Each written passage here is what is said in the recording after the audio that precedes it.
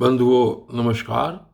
कल की वीडियो में आपने सुना कि जिस समय दक्ष प्रजापति के यज्ञ का विध्वंस कर दिया तो उसी समय सभी देवताओं के साथ ब्रह्मा जी वहाँ पर गए कैलाश पर्वत पर और उन्होंने दक्ष के यज्ञ की प्रतिपूर्ति करने की भगवान शंकर से प्रार्थना की। और आज के इस वीडियो में देखिए क्या कहते हैं। और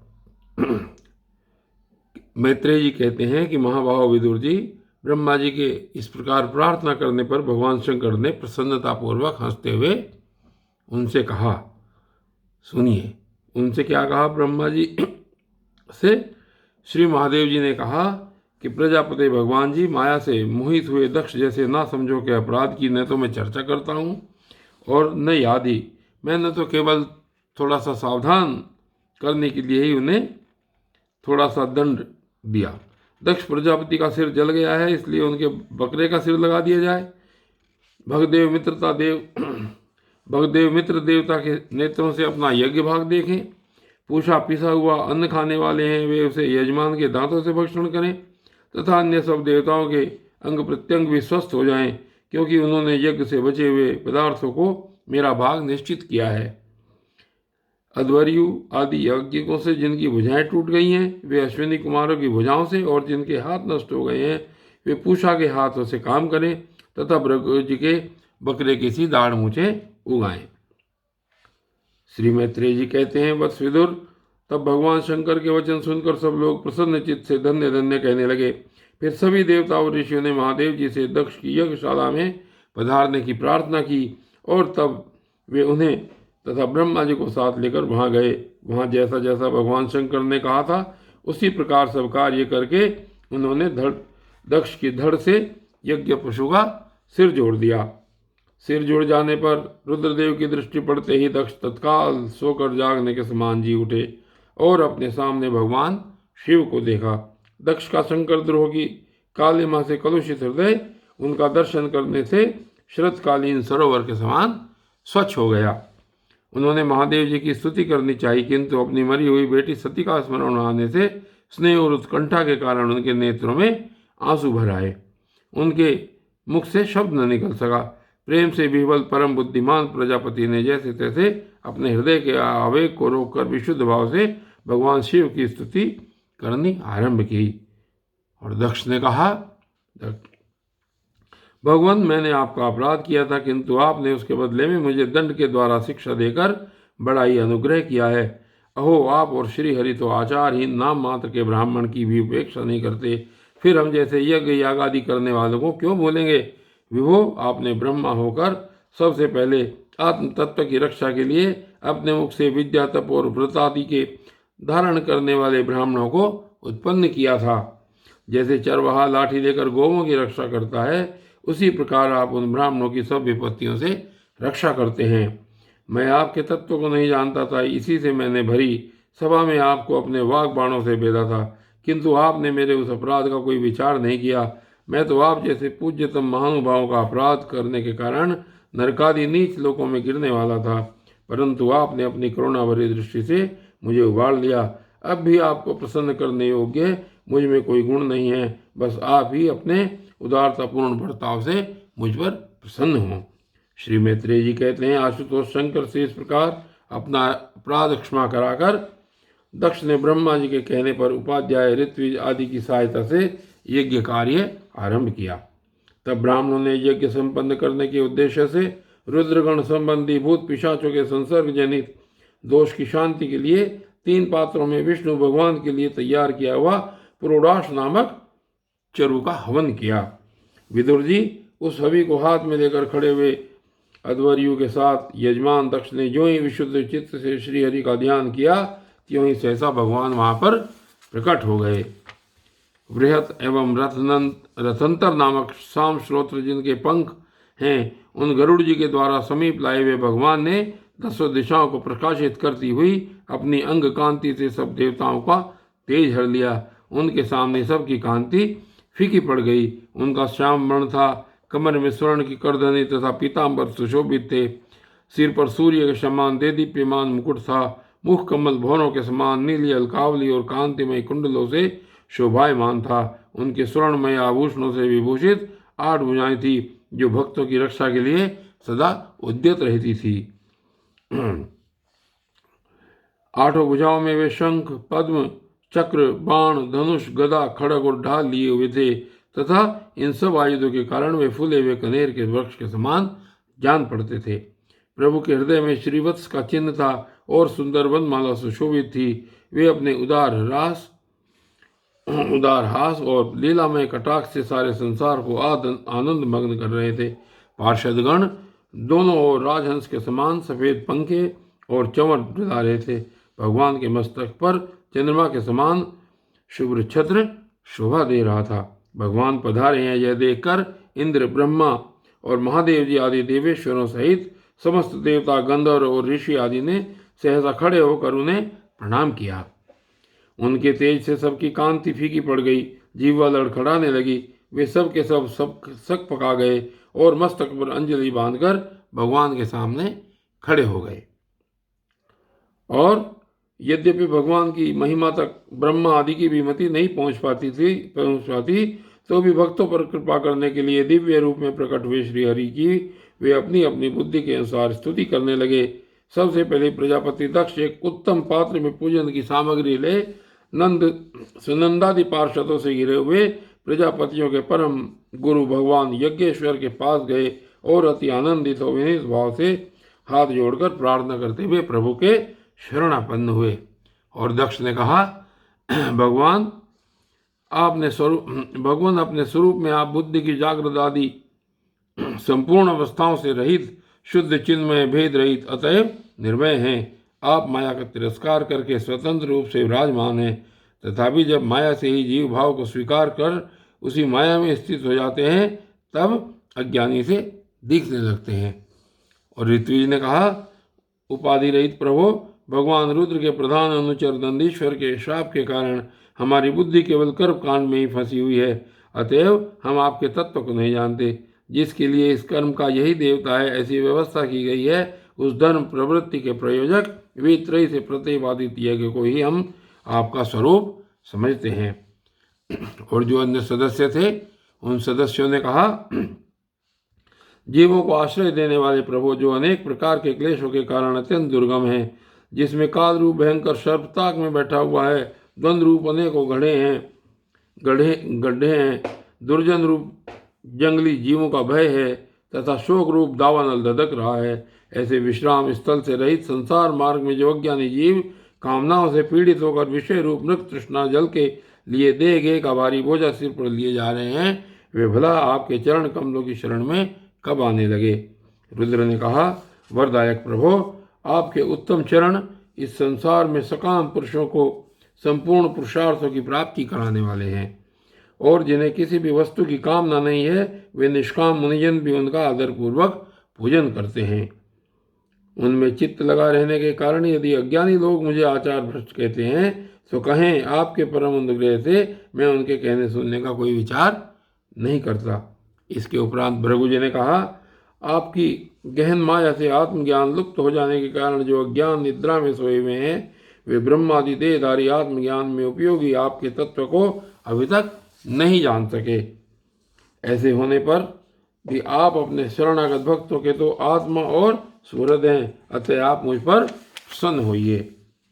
और ब्रह्मा जी ने कहा, प्रभो, पृथक पृथक पदार्थों को जानने वाली इंद्रियों के द्वारा पुरुष जो कुछ देखता है, वह आपका स्वरूप नहीं है, क्योंकि आप ज्ञान, शब्दादि विषय और श्रोत्रादि इंद्रियों के अधिष्ठान हैं। ये सब आप में अध्यस्त हैं, अतएव आप इस मायामय प्रपंच से सर्वथा अलग हैं। इंद्र ने कहा, अच्युत, आपका यह जगत को प्रकाशित करने वाला रूप देवद्रोहियों का संहार करने वाली 8 भुजाओं से सुशोभित है, जिनमें आप सदा ही नाना प्रकार के आयुध धारण किए रहते हैं। यह रूप हमारे मन और नेत्रों को परम आनंद देने वाला है। याज्ञिकों की पत्नियों ने कहा, भगवान ब्रह्मा जी ने आपके पूजन के लिए ही इस यज्ञ की रचना की थी, परंतु दक्ष पर कुपित होने के कारण इसे भगवान पशुपति ने अब नष्ट कर दिया है। यज्ञ मूर्ते शमशान भूमि के समान उत्सवहीन हुए हमारे उस यज्ञ को आप नील कमल की सी कांति वाले अपने नेत्रों से निहार कर पवित्र कीजिए। ऋषियों ने कहा, भगवान आपकी लीला बड़ी ही अनोखी है, क्योंकि आप कर्म करते हुए भी उनसे निर्लेप रहते हैं। दूसरे लोग वैभव की भूख से जिन लक्ष्मी जी की उपासना करते हैं, वे स्वयं आपकी सेवा में लगी रहती हैं, तो भी आप उनका मान नहीं करते, उनसे निष्प्रह रहते हैं। सिद्धों ने कहा, प्रभो यह हमारा मन रूप हाथी नाना प्रकार के क्लेश रूप दावानल से दग्ध एवं अत्यंत त्रसित होकर आपकी कथा रूप विशुद्ध अमृतमयी सरिता में घुसकर गोता लगाए बैठा है। वहाँ ब्रह्मानंद में लीन सा हो जाने के कारण उसे न तो संसार रूप दावानल का ही स्मरण है और न वह उस नदी से बाहर ही निकलता है। यजमान पत्नी ने कहा, समर्थ परमेश्वर आपका स्वागत है, मैं आपको नमस्कार करती हूँ, आप मुझ पर प्रसन्न होइए। लक्ष्मीपते, अपनी प्रिया लक्ष्मी जी के सहित आप हमारी रक्षा कीजिए। यज्ञेश्वर, जिस प्रकार सिर के बिना मनुष्य का धड़ अच्छा नहीं लगता, उसी प्रकार अन्य अंगों से पूर्ण होने पर भी आपके बिना यज्ञ की शोभा नहीं होती। और लोकपालों ने कहा, अनंत परमात्मन, आप समस्त अंतःकरणों के साक्षी हैं, यह सारा जगत आपके ही द्वारा देखा जाता है। तो क्या माइक पदार्थों को ग्रहण करने वाली हमारी इन नेत्र आदि इंद्रियों से कभी आप प्रत्यक्ष हो सके हैं? वस्तुतः आप हैं तो पंचभूतों से पृथक, फिर भी 5 भौतिक शरीरों के साथ जो आपका संबंध प्रतीत होता है, यह आपकी माया ही है। योगेश्वरों ने कहा, प्रभु जो पुरुष संपूर्ण विश्व के आत्मा, आप में और अपने में कोई भेद नहीं देखता, उससे अधिक प्यारा आपका कोई नहीं है। तथापि भक्तवत्सल, जो लोग आप में स्वामी भाव रखकर अन्य भक्ति से आपकी सेवा करते हैं, उन पर भी आप कृपा कीजिए। जीवों के अदृष्टवश जिनके सत्वादि गुणों में बड़ी विभिन्नता आ जाती है, उस अपनी माया के द्वारा जगत की उत्पत्ति, स्थिति और प्रलय के लिए ब्रह्मादि विभिन्न रूप धारण करके आप भेद बुद्धि पैदा कर देते हैं, किंतु अपने स्वरूप स्थिति में आप उस भेद ज्ञान और उसके कारण सत्वादि गुणों से सर्वथा दूर हैं। ऐसे आपको हमारा नमस्कार है। और ब्रह्म स्वरूप वेद ने कहा, आप ही धर्मादि की उत्पत्ति के लिए शुद्ध सत्व को स्वीकार करते हैं, साथ ही आप निर्गुण भी है, अतएव आपका तत्व न तो मैं जानता हूँ और न ब्रह्म आदि कोई और जानते हैं, आपको नमस्कार है। अग्निदेव ने कहा, भगवान आपकी ही तेज से प्रज्वलित होकर मैं श्रेष्ठ यज्ञों में देवताओं के पास घृत मिश्रित हवि पहुँचाता हूँ। आप साक्षात देव यज्ञ पुरुष एवं यज्ञ की रक्षा करने वाले हैं। अग्निहोत्र, दर्श, पौर्णमास, चातुर्मास्य और पशु सोम, ये 5 प्रकार के यज्ञ आपके ही स्वरूप हैं, तथा आश्रावय, अस्तुश्री, शोषट, यजे, ये यजामहे और वषट, इन 5 प्रकार के यजुर्मंत्रों से आपका ही पूजन होता है। मैं आपको प्रणाम करता हूँ। देवताओं ने कहा, देव आप आदि पुरुष हैं, पूर्व कल्प का अंत होने पर अपने कार्य रूप इस प्रपंच को उदर में लीन कर आपने ही प्रलयकालीन जल के भीतर शेषनाग की उत्तम शैया पर शयन किया था। आपके आध्यात्मिक स्वरूप का जन लोकादिवासी सिद्धगण भी अपने हृदय में चिंतन करते हैं। अहो, वही आप आज हमारे नेत्रों के विषय होकर अपने भक्तों की रक्षा कर रहे हैं। गंधर्वों ने कहा, देव मरीचि आदि ऋषि और ये ब्रह्मा, इंद्र तथा रुद्रादि देवतागण आपके अंश के भी अंश हैं। महत्तम यह संपूर्ण विश्व आपकी खेल की सामग्री है। नाथ, ऐसे आपको हम सर्वदा प्रणाम करते हैं। विद्याधरों ने कहा, प्रभु परम पुरुषार्थ की प्राप्ति के साधन रूप इस मानव देह को पाकर भी जीव आपकी माया से मोहित होकर इसमें से मेरे पद का अभिमान कर लेता है। फिर वह दुर्बुद्धि अपने आत्मियों से तिरस्कृत होने पर भी असत विषयों की ही लालसा करता है। किंतु ऐसी अवस्था में जो भी आपके कथामृत का सेवन करता है, वह इस अंतःकरण के मोह को सर्वथा त्याग देता है। ब्राह्मणों ने कहा, भगवान आप ही यज्ञ हैं, आप ही अवि हैं, आप ही अग्नि हैं, स्वयं आप ही मंत्र हैं, आप ही समिधा, कुशा और यज्ञ पात्र हैं, तथा आप ही सदस्य ऋत्विज, यजमान एवं उसकी धर्म पत्नी, देवता, अग्निहोत्र, स्वधा, सोमरस, घृत और पशु हैं। वे भेद मूर्ति यज्ञ और उसका संकल्प दोनों आप ही हैं। पूर्व काल में आप ही अति विशाल वराह रूप धारण कर रसातल में डूबी हुई पृथ्वी को लीला से ही अपनी दाढ़ों पर उठाकर इस प्रकार निकाल लाए थे, जैसे कोई गजराज कमलिनी को उठा लाए। उस समय आप धीरे धीरे गरज रहे थे और योगी गण आपका यह वे अलौकिक पुरुषार्थ देखकर आपकी स्तुति करते जाते थे।